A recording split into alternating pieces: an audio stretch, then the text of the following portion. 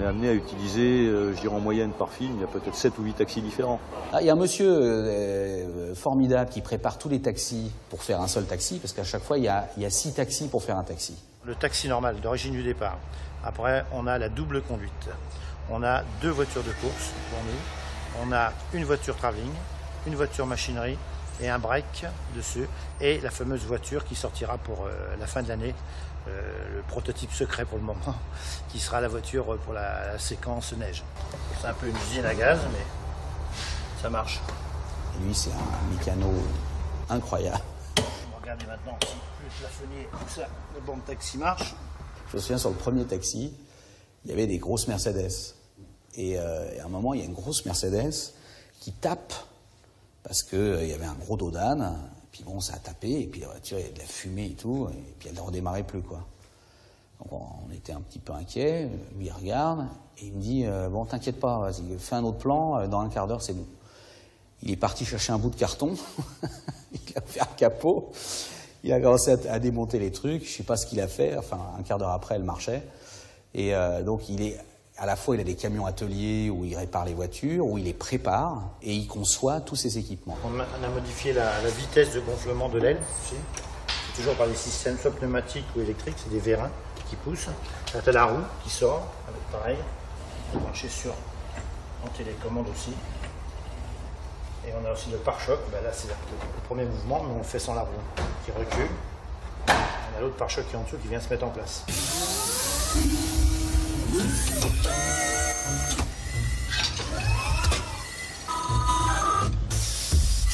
Tout ça, c'est une voiture particulière qui ne roule pas, c'est simplement une carrosserie, et qui est truffée d'équipements hydrauliques, électromagnétiques, etc., que Christian a conçus. Il y a une petite modif quand même cette année, c'est qu'on a changé la grille de l'oreille. C'est quand même plus beau ça, je trouve. Et on peut régler par des vannes la descente de la voiture, comme la montée dessus. On a des limiteurs de pression, ça c'est un air pareil qui est ici, qui nous donne un débit régulier sur les vérins. C'est un peu lent à mettre au point, mais quand c'est au point, ça marche tout le temps. Donc on retrouve toujours là, le volant, hein, qui se met, qui se démonte, avec le poste de pilotage à droite. Parce que quand Samy conduit à 200 à l'heure, et qui se retourne derrière pour parler au général ou à Sylvester Stallone, il peut pas conduire. C'est pas possible. Il peut pas jouer et conduire en même temps. Donc il y a un pilote à sa droite, qui est soit Michel Neugarten, soit Jean-Louis Schlesser, qui lui conduit avec le vrai volant, la boîte de vitesse, etc. D'accord, je vais essayer de regarder devant pour faire qu'on fait un vrai film. La demande a été faite de le faire sur un système triangulaire. Comme ça tourne, c'est plus beau. Le mouvement sera plus beau que de tourner sur sa longueur. Et hop, on tournera comme ça, et débuter là, il n'est pas dans la bonne position. Voilà, on va faire exactement ça. Clac.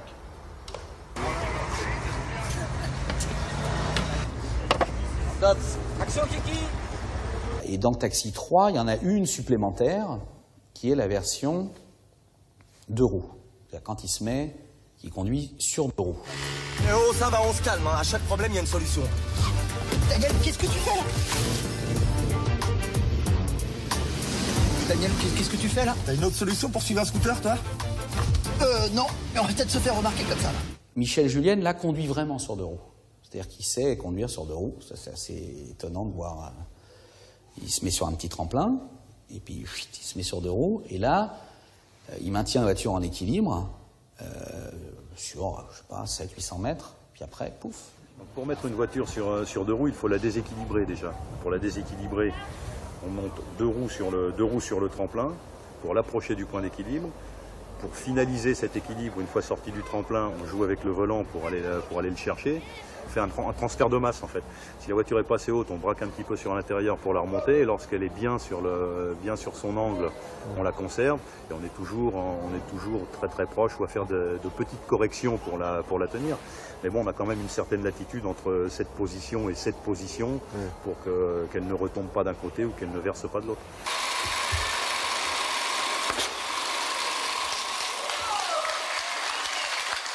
Dans les taxis, il y a toujours un moment, enfin moi que j'aime bien, c'est ce moment où il se gare au frein à main, quoi, en tête à queue. Et il y a un type qui fait ça génialement. C'est le roi de la glisse, il est d'une grande précision, il s'appelle Jean Ragnotti. C'est un pilote de rallye, c'est vraiment le roi de la glisse, quoi.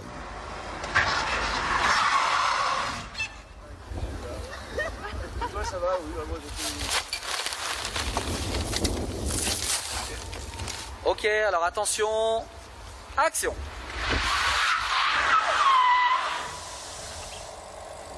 Moi, je l'ai vu se garer avec sa voiture. Au lieu de faire un créneau, il arrive et au frein à main, il rentre latéralement comme ça entre deux voitures et sans rien toucher, quoi. Donc, à chaque fois qu'il y a un truc comme ça à faire, je demande à Jean de le faire. Alors je vais arriver de la gauche, donc ça sera un virage vers la droite, tirage de frein à main et finir comme ça devant la magnifique pharmacie. Lorsque le taxi se gare devant la pharmacie, c'est un petit peu violent, c'est un petit poil plus violent que ce qui était espéré.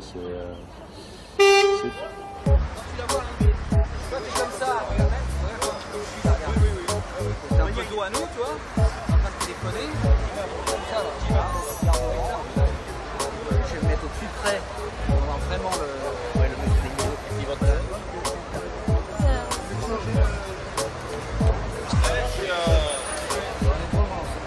Voilà.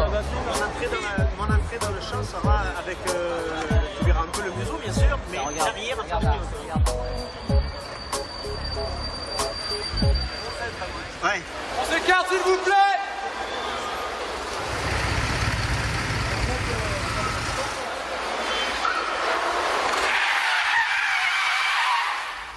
Et là, ce qui s'est passé, parce qu'il y a aussi cette 406, elle tient extrêmement bien la route. Donc, ce qu'on est obligé de faire souvent, c'est mettre de l'essence sur les pneus pour que ça glisse, surgonfler les pneus, voilà, pour pouvoir la faire glisser, parce que sinon elle ne veut pas glisser, quoi. Donc à chaque fois, on est obligé de régler ça. Et là, ce qui s'est passé, je sais pas, il y a eu un truc, c'est que donc on est dans Marseille, donc on bloque, il prend son élan, il a vraiment un beau tête à queue à faire, et ça a glissé beaucoup trop.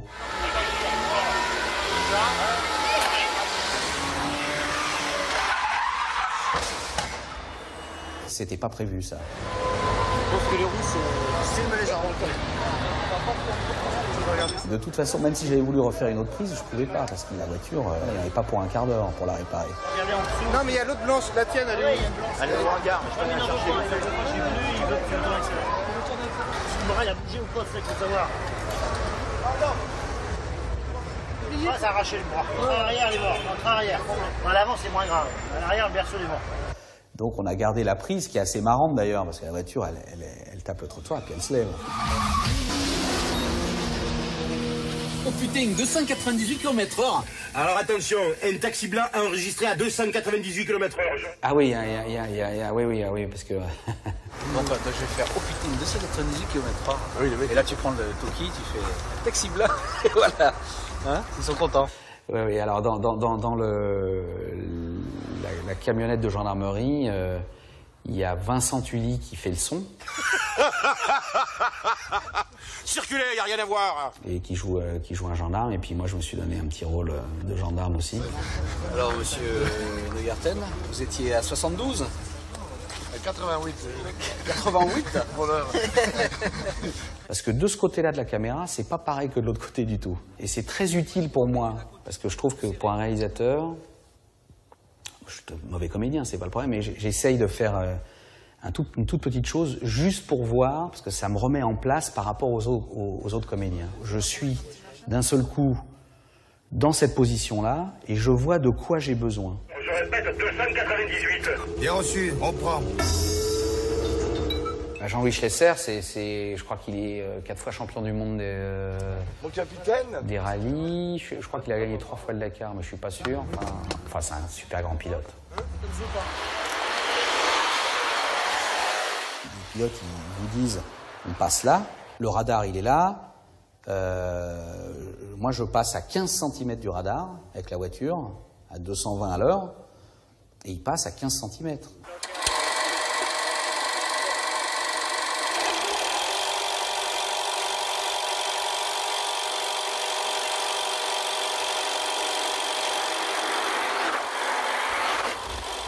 Ok. Attends, Gérard.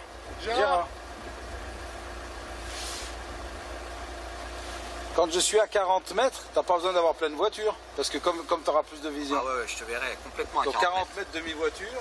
40 mètres normal, t'es derrière nous. Je trouve qu'il est bon comédien, quoi. C'est-à-dire que moi j'aime bien, enfin à chaque fois je me moque, je lui donne un peu des rôles où on se moque un peu de lui, mais alors il le fait, comme il a de l'humour, il le fait. T'as vu quelque chose, toi? Non, pas vraiment. Patrouille numéro 1, négatif, rien à signaler. Et alors, pour finir, tu vas où en vacances? Alors on commence au départ. Un taxi blanc enregistré à 300. Ça c'est avant qu'il arrive. Donc quand ça clignote, ça veut dire que les mecs te parlent. Un taxi blanc enregistré à 331 km/h. Le truc passe. Nion. Et là on est là, nous, les deux têtes. Nion. Hop, on regarde. Tac. T'as vu quelque chose toi? Non, pas vraiment. Ouais, t'as un petit temps. Et là, Ouais. je coupe et toi tu coupes. Et tu dis. Voiture 1. Non, pas voiture, patrouille numéro 1. Ouais. Patrouille numéro 1, non, il n'y a rien à signaler. Dis donc, tu vas où en vacances alors? Et alors, pour finir, tu vas où en vacances? Bon, on n'a pas encore vraiment décidé, mais sûrement à la neige.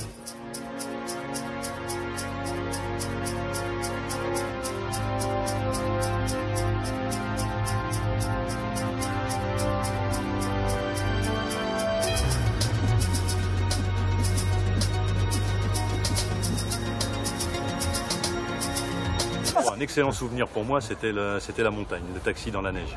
Ça, c'est top. Pour moi, c'est top. C'est top parce qu'on n'a jamais vu ça au cinéma, tellement rarement que je m'en souviens pas, en tout cas. Et c'était marrant à faire. Oh non, merde. On est fichus là. Regarde, il y a des traces de ratraque. Ils ont dû tout transférer dedans, ils sont partis tout droit là-haut là. On pourra jamais les rejoindre. Voilà, elle est finie la poursuite. Il est dit que pour aller dans la neige poudreuse, une voiture normale ne peut pas y aller, qu'il faut donc un véhicule à chenilles. Les gens meeting, les pisteurs notamment, qui connaissent bien la montagne, qui font aussi des grandes randonnées au Canada. Et il y en a un notamment, il me semble que c'est Jean-Michel, c'est lui qui nous a donné l'idée des chenilles, mais de ces chenilles-là. Ces chenilles en triangle. Lui, il avait vu ça au Canada sur des gros 4x4. On essayait, nous, de faire un système de chenilles et ça marchait pas. Du coup, ça nous a permis d'équiper la 406, qui n'est plus une 406, évidemment. Parce que là, on est sur une base de Jeep Wrangler. Et parce que la Jeep Wrangler avait un empattement et un châssis qui n'était pas trop gros par rapport à la caisse de la 406. Donc ça permettait de continuer à faire illusion. Et on ne sait pas comment le taxi va réagir. Parce que ce taxi avec les chenilles, on l'a eu qu'à la toute fin.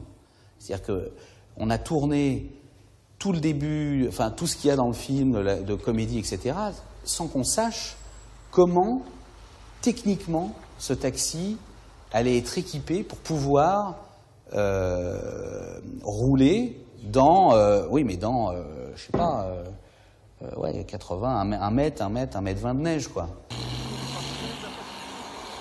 On arrive sur place, on charge le véhicule, on s'installe à l'intérieur et on commence à essayer d'escalader des petites pentes, puis des pentes plus importantes, et puis surtout de les redescendre. Parce que ce qui comptait également, c'est de pouvoir les redescendre. Tu sais que tu dois faire une seule prise, parce qu'une fois que la voiture elle est passée, y a des traces et c'est fini. Donc tu es dans une espèce de vallée de neige magnifique. On te dépose tout en haut, on en dépose d'autres à mi-chemin. Et puis il y a la performance de Michel Julienne. Et curieusement, le problème n'est pas de la freiner, mais de la faire aller le plus vite possible.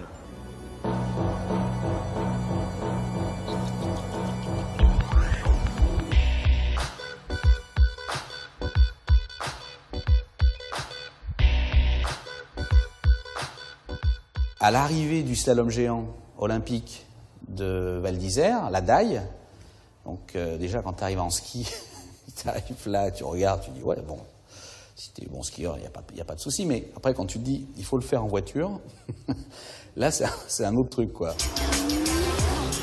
Et t'es sûr que c'est la bonne route là?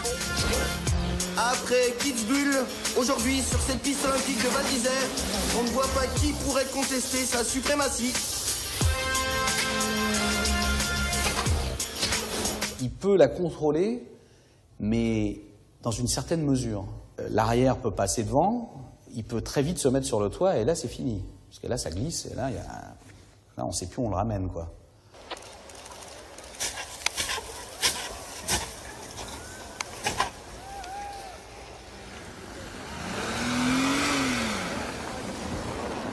Bravo, hein.